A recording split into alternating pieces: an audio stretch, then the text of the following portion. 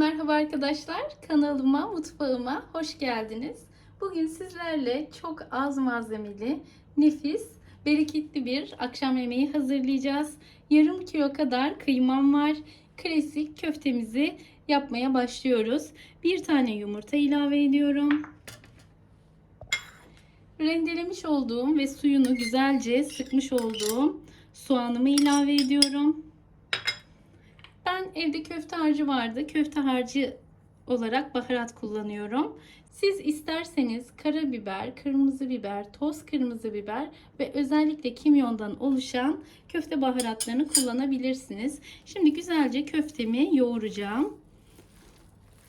Kıymanız yağlı değilse çok az süt ya da sıvı yağ ilave edebilirsiniz. Köftemizi güzelce yoğurduk. Sıra geldi şimdi şekillendirmeye. Şöyle cevizden biraz büyük parçalar halinde harcımdan alıyorum ve bu şekilde şekillendiriyorum. Köftemizi şekillendireceğiz ve yarım saat kadar bekleteceğiz. O esnada da biz de patateslerimizi soyacağız ve dilimleyeceğiz. Bu büyüklükte yapmamız yeterlidir. Şimdi ben bütün köfte harcımı bu şekilde şekillendiriyorum. Köftelerimi şekillendirdim. Bir kenara aldım ve bir tane soğanım var. Soğanımı ince ince jülyen olacak şekilde doğruyorum. Ben çok kalın doğramıyorum. Size de o şekilde tavsiye ederim. Pişmesi daha kolay oluyor. Şimdi bir tane soğanımı doğradıktan sonra patateslerimi de ne şekilde doğrayacağımı size göstereceğim. Patateslerimi soydum. Şöyle şekilli bir doğrayıcı yardımıyla çok da kalın olmayacak şekilde patateslerimi yine dilimliyorum. Şu kalınlık iyidir. Çok fazla kalın yaparsanız tabii ki de pişmekte sorun yaşarsınız. Şimdi ben 3 ya da 4 tane patatesimi bu şekilde doğrayacağım. Patateslerimi doğrama işlemi bitince de ne şekilde dizdiğimi size tekrar göstereceğim. Gördüğünüz gibi şekilleri çok da güzel oluyorlar. Evet, artık geldi bütün malzemelerimizi birbiriyle birleştirmeye. Şöyle en alt kısma jülyen olarak doğramış olduğum soğanları güzel bir tabaka olacak şekilde serpiştiriyorum. Soğanlarımı bir tabaka halinde borcamın altına serpiştirdim. Burada 2 diş sarımsağım var. Yine 2 diş sarımsağımı da şöyle güzelce serpiyorum. Bir kase bezelyem var. Yine bezelyemizi de şöyle güzelce serpiştiriyoruz. Şimdi patateslerimizi köftelerle beraber şu şekilde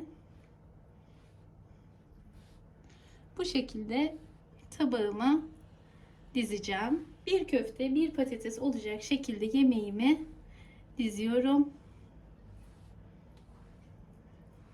Şekli çok güzel, şık bir görünüm oluyor bu yemekte. Ve tadı da tabii ki bütün malzemeler birbiriyle uyumlu olduğu için çok da lezzetli oluyor. Birinci sıram bitti bile. Ve gördüğünüz gibi gerçekten de çok da güzel şekilli sunumu şık bir yemek. Şimdi bütün köftelerimi ve patateslerimi bu şekilde borcamıma diziyorum. Yemeğimiz hazır. Şimdi üzerine güzelce salçayla bir sos hazırlayacağız. Sosumuzu da döktükten sonra fırına vereceğiz. Evet, tepsimizi şöyle kenara alıyoruz ve sosumuzun hazırlığına başlıyoruz. 1 su bardağı suyum var.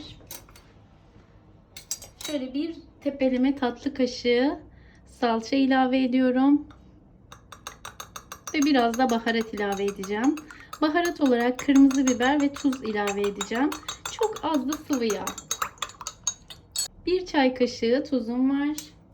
Tuzumu da ilave ediyorum. Ve yaklaşık yarım çay bardağı kadar da Sıvı yağ ilave ediyorum. Karıştırmaya devam ediyorum. Hem pratik hem lezzetli akşam yemeğimizin artık yapımı hazır. Şimdi sosumu şöyle her tarafa eşit bir şekilde döküyorum.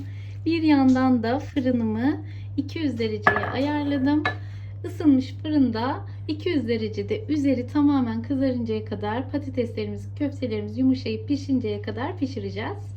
İlk yarım saatte bu şekilde yıkayıp buruşturduğumuz yağlı kağıdımızı köfte patatesimizin üzerine güzelce örtüyoruz. Çünkü ilk anda üzerinin tamamen yanarak kızarmasını istemiyoruz. Bu sebeple üzerine ısıdan koruyoruz. Patateslerimiz yumuşadığı zaman bu yağlı kağıdı kaldıracağız ve üzerinin kızarmasını sağlayacağız. 45 dakika gibi bir sürede köfte patatesim pişti. Nefis bir akşam yemeği hazırladık. Çok pratik ve garantili tariflerimden bir tanesidir. Malzemeler birbiriyle gerçekten çok uyumlu. Pişmesinde de herhangi bir sıkıntı olmuyor. Şimdi size köftelerin, patateslerin pişmesini, iç dokusunu da göstereceğim. Garantili tariflerimden bir tanesidir. Mutlaka deneyin diyorum. Gördüğünüz gibi patateslerim de çok güzel bir şekilde piştiler. Köftelerim de hem yumuşak hem de güzel bir şekilde, sulu bir şekilde kaldı. Bugünlük de bir tarifin daha sonuna geldik. Başka bir tarifte, başka bir videoda görüşmek üzere. Hoşça kalın, mutlu kalın, Allah'a emanet olun. Kanalıma abone olmayı unutmayın.